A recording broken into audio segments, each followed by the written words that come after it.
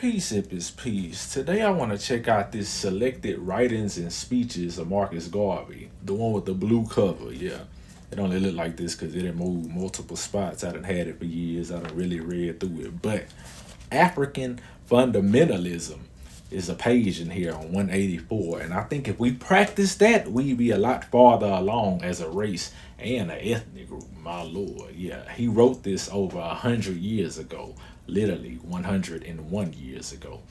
Let's examine the files. I'll read from the book, and y'all can read from the screen.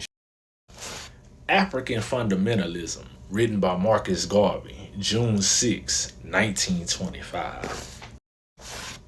The time has come for the Negro to forget and cast behind him his hero worship and adoration of other races, and to start out immediately to create and emulate heroes of his own.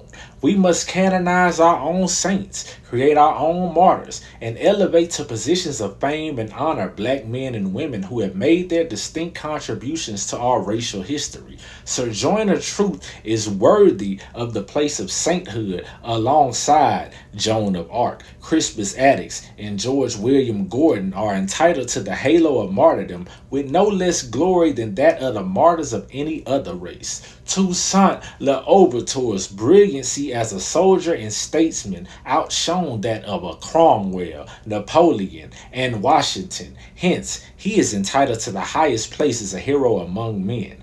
Africa has produced countless numbers of men and women in war and in peace whose luster and bravery outshine that of any other people. Then, why not see good and perfection in ourselves? We must inspire a literature and promulgate a doctrine of our own without any apologies to the powers that be. The right is ours and God's. Let contrary sentiment and cross opinions go to the winds.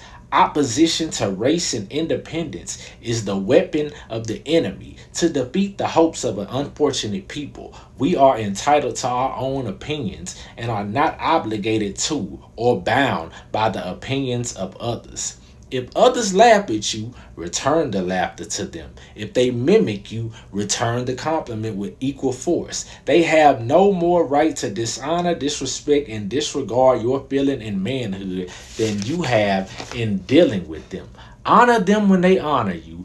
Disrespect and disregard them when they vilely treat you. Their arrogance is but skin deep and an assumption that has no foundation in morals or in law. They have sprung from the same family tree of obscurity as we have. Their history is as rude in its primitiveness as ours. Their ancestors ran wild and naked, lived in caves and in branches and trees. Like monkeys as ours, they made human sacrifices, ate the flesh of their own dead and the raw meat of the wild beasts for centuries, even as they accuse us of doing.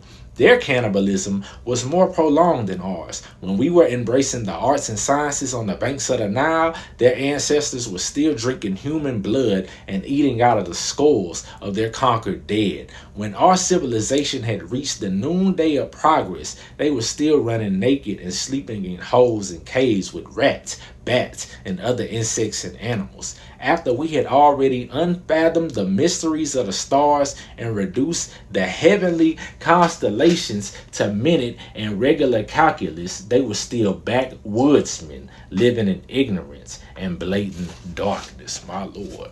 African Fundamentalism by Marcus Garvey. Yeah, get you some of that. It's peace if it's peace.